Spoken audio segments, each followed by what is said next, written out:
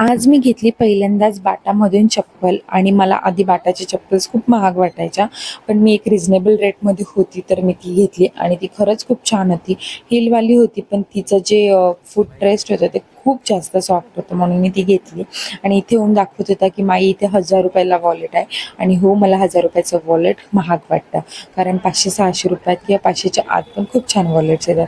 इथे चिनू बाबांसोबत छान मस्ती करत होती, स्टेरिंग पकडून असं हलवत होती आणि पूजाने इथे लावले होते तिला 2 छोटे छोटे फ्लॉवरची इतकी क्यूट दिसत होती त्याच्यामध्ये.